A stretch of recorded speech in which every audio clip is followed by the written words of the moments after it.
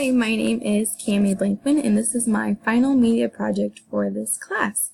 So the question that was asked to us, and we created a PowerPoint and presentation over it, was describe the social, cognitive, intellectual, and academic characteristics associated with the different types of exceptionalities discussed in this course, and how to apply the principles of universal design for learning and differentiating instruction to meet the needs of those students and all the students in your classroom. So I kind of broke it down into three parts. So I broke it down into four parts of the social, cognitive, intellectual, and academic characteristics of basically not all of the exceptionalities we talked about in this class, but most of them. So social characteristics involving students with ADHD. So back up. Overall, social characteristics, they can be detrimental to students with all of these exceptionalities or disabilities in general. Like students with ADHD, autism, and emotional behavior disorder, they can suffer socially just because students with these disabilities have a hard time making friends and communicating with teachers and other staff. So just in general, getting or putting themselves out there. I guess students with ADHD, they have a hard time staying focused and just staying on task and doing what they're supposed to do, basically, in general. But one way as a teacher that I can help with this is that reminding them of coursework and classwork. I can maybe separate them and making them kind of, or like, I guess, separating them from the other students and making sure that they focus on their own work, or giving them time tasks, so saying that they have certain time to complete this task, or giving brain breaks and making them stand up and walk around the classroom a couple times, just anything that can help not only that student but all the students in general. Like each student would love a brain break and will help them and come back and focus and stuff. So these are just a couple ways that will help not only them but all the students as well. So for example, like autism, they share a hard time in making friends. So one way, just as an example, so one way I can help them is to, as a teacher, is to slowly introduce them to other students in the classroom and have that little one-on-one time with each student, and just kind of slowly approaching new students to them and just other things so they don't feel overwhelmed. And I also, as a teacher, want to make each situation calm, so not only helping them but other students as well. Hearing and vision impaired, they kind of show, obviously, different learning disabilities, and they're all physical barriers to affect them effectively participating in the classroom. So they all have a little hard time overall just in the classroom. But a couple ways I can help the students who show hearing and vision impairment is that just kind of helping or using different assistive technologies in the classroom. So like students for hearing, like using a microphone in the classroom, that would only help them. Well, I guess that's not really for social, but just that these students may struggle with daily tasks. So I can, provide a set of technologies throughout the classroom, pair students up with them, and help them provide with assistance with what they need.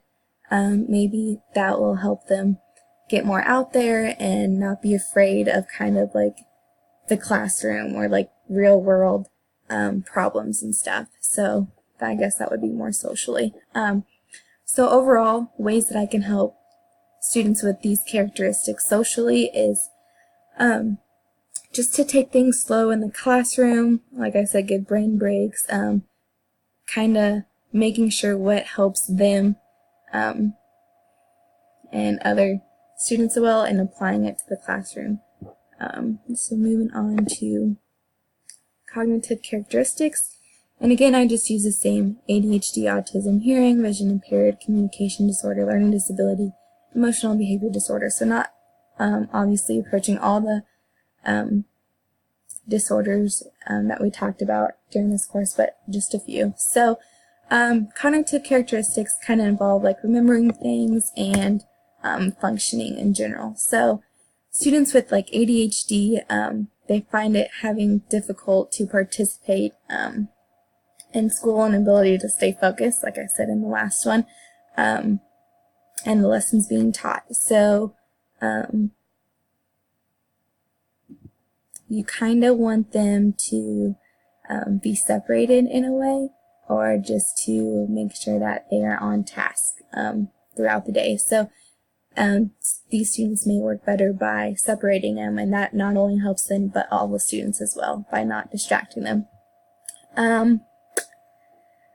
Like autism, they may function by like learning slowly, so they usually like learning comes slower to them. So one way as a teacher that I can help them is by practicing lessons with them one-on-one, and having other students practicing different lessons and content with them one-on-one too. That not only helps them, the student with the disability, but the other student teaching them as well, because it kind of gets their brain working and shows how much they really learn and know the subject. So cognitive characteristics of hearing and vision impaired, they will obviously have to learn a little different than other students.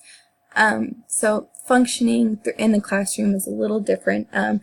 Obviously students with hearing,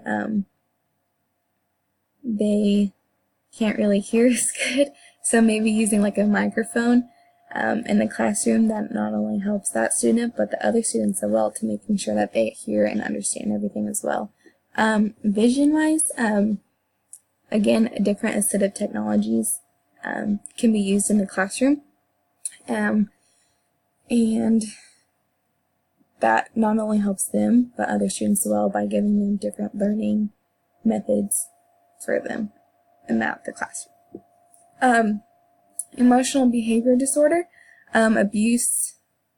These students may be get like abuse at home, they get mad easily, and just other things that may cause them to lash out, and this may cause them just to like forget things and kind of like not focusing kind of in the classroom.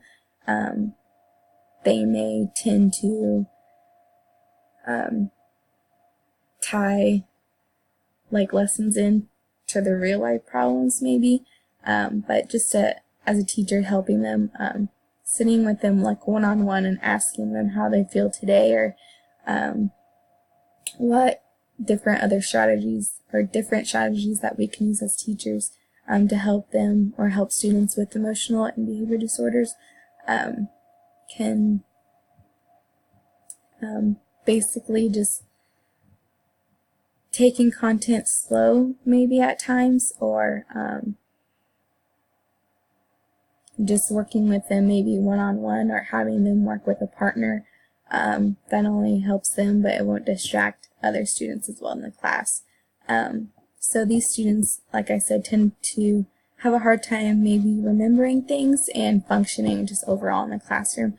But like I said, like a big picture, just helping students cognitively with these characteristics by just finding different teaching methods and working with them maybe one-on-one in other ways too. So intellectual characteristics. ADHD, these students, let me back up, these students affect their learning. So like I said, ADHD, they can't focus during class. Autism, they tend to have a struggle with communication, different social understandings of things. They have narrow interests, and they also may have a hard time paying attention in class. Hearing and visions, Students may not be able to hear the teacher or other students, and the learning outcome or the learning comes differently for obviously those who are visually impaired. They have to learn in a different way, in a different form than other students may. Emotion and behavior. These students may have a hard time enjoying school and just lessons in general. They have a hard time facing different obstacles that come during school, and maybe at home too. And couple ways that as a teacher I can help with this is just creating a different learning environment for them, creating a positive learning environment for those who have emotional and behavior disorders, making sure that everything is kind of in a calm situation, try not to get mad, approach things differently so where they understand, separating those who have a hard time working well with others or need to focus a little bit more, and just making sure that basically we have a positive atmosphere in the classroom, I think would really help not only the students with these intellectual characteristics or disorders, but just other students overall. Just having an overall positive atmosphere in the classroom, I just think helps the learning environment even more. So academic characteristics of these disabilities, these can be all things in the classroom basically, so how they learn and everything. So with other students, how they take instructions, and how they complete their homework and stuff and assignments. So ADHD, for example, they have a hard time finishing homework, they have a hard time getting along with other students, they can be easily distracted and get derailed in the middle of assignments. Autism, they may show stress, anxiety, and may have explosive behavior, so they may get mad very easily, just depending on